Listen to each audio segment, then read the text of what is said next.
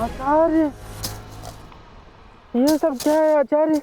हमें तो लगा था कि चंद्रगुप्त के लिए प्रशिक्षण केंद्र बनाने में आपको हमारी सहायता की आवश्यकता है, लेकिन यहाँ तो कोई शस्त्र है ही नहीं, न तलवार, न कटार, न धनुष बाण। ऐसे कैसे प्रशिक्षण लेगा चंद्रगुप्त?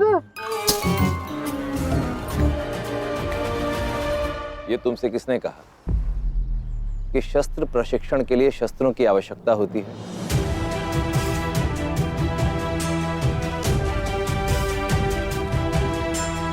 आचार्य, अब पहेलियां मत बुझाइए। आपकी योजना के बारे में हमें कुछ तो जानकारी दीजिए। ये सारी तैयारियां देखकर हमें ये समझ में नहीं आ रहा है कि हमारा मित्र चंद्र इन लकड़ी के टुकड़ों, पानी के पात्र और वहां उस पिटारे में रखे सर्प, इन लकड़ियों की सीढ़ियों के द्वारा किस प्रकार महान बन जाएगा। सर बताइए, ये कैसा प्रशिक्षण है आचार्य? ठीक है, यदि आप हमारे प्रश्नों के उत्तर नहीं देना चाहते तो नहीं दीजिए, किंतु जब चंद्र रात को महल से वापस लौटेगा तो आपसे सहस्त्र प्रश्न पूछेगा, और हमारा विश्वास कीजिए कि अपने प्रश्नों के उत्तर पाए बिना वो आपका कार्य पूर्ण नहीं करेगा।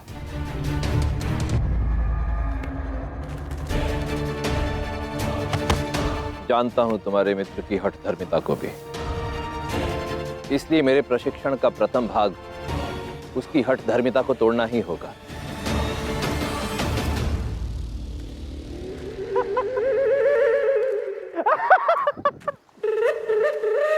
प्रयास करना आपका अधिकार है, मेरी शुभकामनाएं आपके साथ हैं।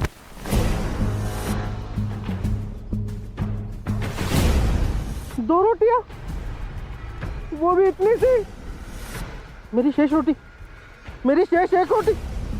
आचार्य, मेरी एक रोटी कहाँ है? मैंने आपसे कहा था कि मैं अपने भोजन पर नियंत्रण रखने का प्रयास कर रहा हूँ, किंतु आपने मेरी रोटी चुरा ली।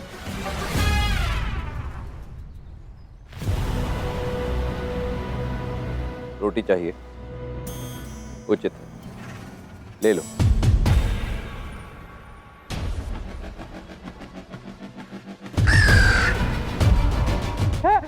रोटी, मेरी रोटी, रोटी, मेरी रोटी।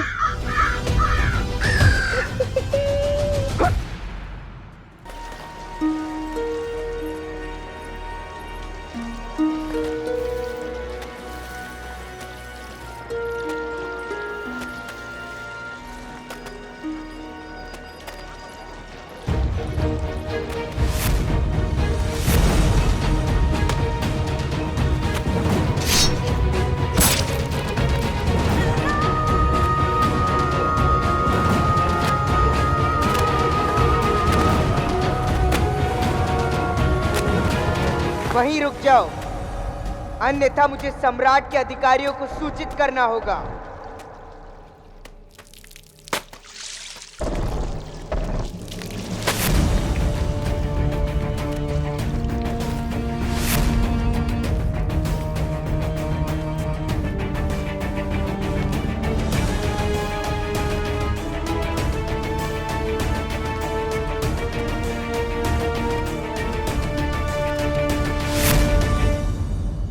प्रतीत होता है इस राजसीय गणवेश के साथ साथ तुमने अपने नए दुष्ट स्वामी का आचरण और उसके प्रति अपनी निष्ठा दोनों धारण कर लिया है।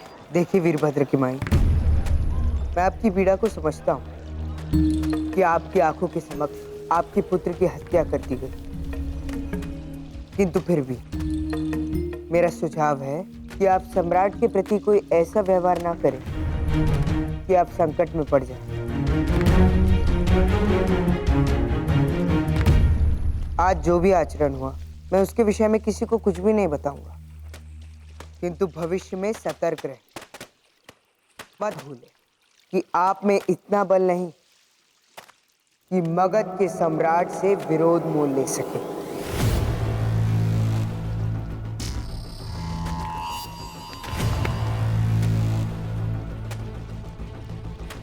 कि जो तलवार तुम्हारे हाथ में है ना, इसके निर्माण में इसके कारीगर ने इस पर असंख्य छोटी छोटी चोटें मारी। चोट खाकर ही ये तलवार शक्ति का प्रतीक बनी है। इसी प्रकार क्रांति की ये छोटी छोटी चिंगारियां ज्वाला में बदलेगी। देखना, मेरी ये हाय धनानंद का पतन करेगी। माई, मैं आपको पहले भी बता चुका हूँ कि मुझे किसी के पतन या उत्थान में कोई रुचि नहीं। मैं यहाँ सर झुकाकर अपना कार्य करूंगा और अपनी माँ को ढूंढूंगा।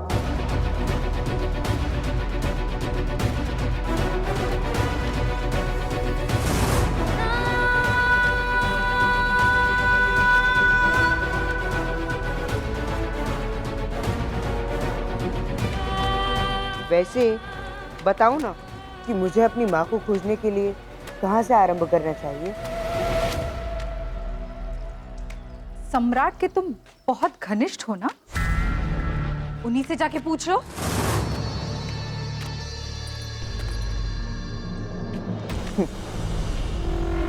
भूल मेरी जो एक दुखदाई माँ से प्रश्न पूछ बैठा।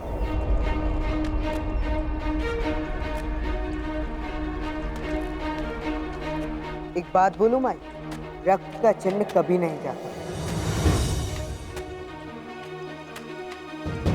आप इन वस्त्रों को धोकर अपनी ऊर्जा और समय दोनों ही बर्बाद कर रहे हैं।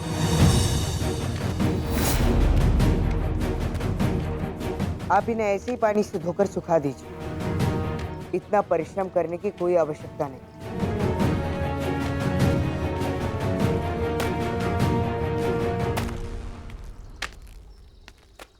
तुमने सही कहा चंद्रगुप्त। रक्त का चिन्ह कभी जाता नहीं। तुम नहीं जानते कि मैं तुम्हारी मां हूं, परंतु फिर भी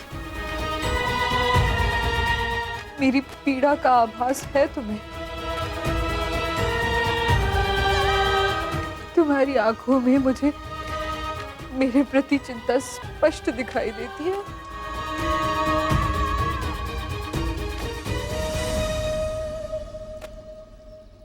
और इन्हीं आंखों में एक दिन मैं अवश्य देखूंगी धनानंद का पतन।